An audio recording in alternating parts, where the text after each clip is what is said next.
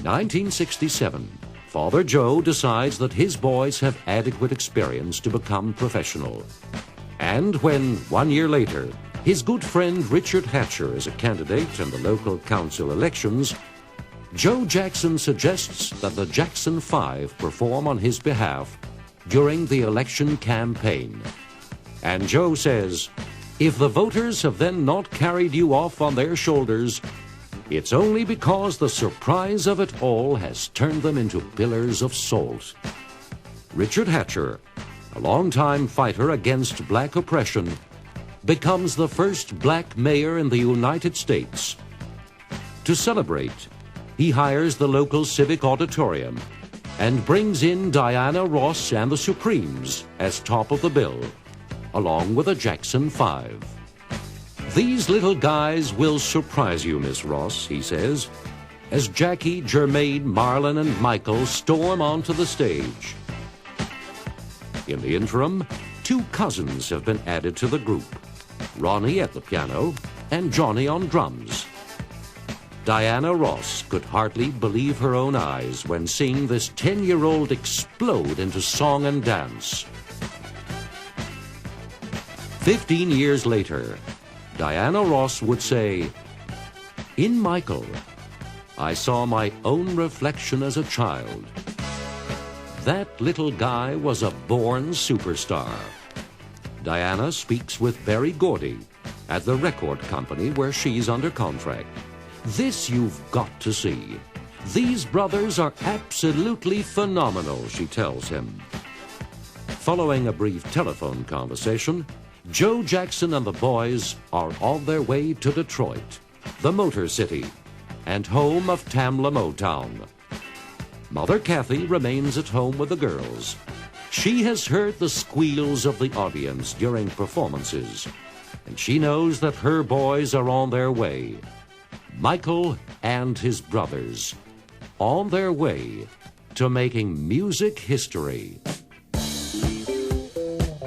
Michael recalls the day he first entered Berry Gordy's Motown office with the words, on the wall were an impressive number of gold records, and everywhere were photos of my idols, Marvin Gaye, Stevie Wonder, and The Temptations. I was really impressed and couldn't imagine that my brothers and I would one day be up there among them. Berry Gordy also remembers that day. He says, especially Michael struck me immediately. I was convinced that after little Stevie Wonder, here was another child prodigy who would go a long way. He lost no time in appointing Joe Jackson their manager. They were introduced to the American public with the release of an LP entitled Diana Ross Presents the Jackson 5. Mr. Gordy was the overseer in their artistic and financial departments. The Motown Music Factory has gone into a slump, and Berry Gordy wants the Jackson 5 as the company's showcase, whatever the cost. He introduces them to the Corporation, the name given to Motown's 3 most outstanding musician-composers, Fonso Mizell, Freddie Perrin, and Deke Richards. The very first Jackson Corporation collaboration is a bullseye. The Jackson Rage is gathering momentum, and the airwaves come alive with the Jacksons' I Want You Back. No less than 2 million copies are sold, and Diana Ross's prediction is proved right. 11-year-old Michael Jackson attains super status.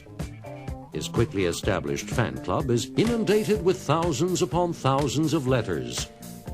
And to an equal number of teenage girls, he becomes their knight in shining armor. But instead of a white steed, he has a favorite teddy bear with whom he cuddles up every evening as the lights are turned off in his bedroom by 9. For the Jacksons, their lives are suddenly changed. No longer could they attend their usual school. It has become a meeting place for countless photographers as school is let out, and the school itself is constantly being hounded for autographs. Michael Jackson says, my brothers and I were forced to go to small private schools. I Want You Back is followed in 1970 by 3 equally successful singles: ABC, The Love You Save, and I'll Be There.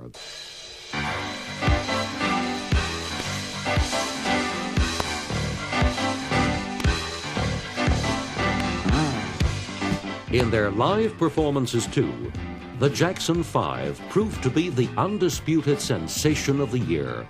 In their green-white outfits, they steal the hearts of the former Temptations fans. And with their stage personality, they steal everybody's hearts.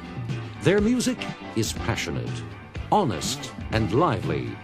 And furthermore, all the group's members are between the ages of 11 and 17, something which appeals to the youth of America back in the 70s.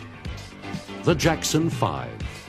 It was the new face of the new generation of Motown artists.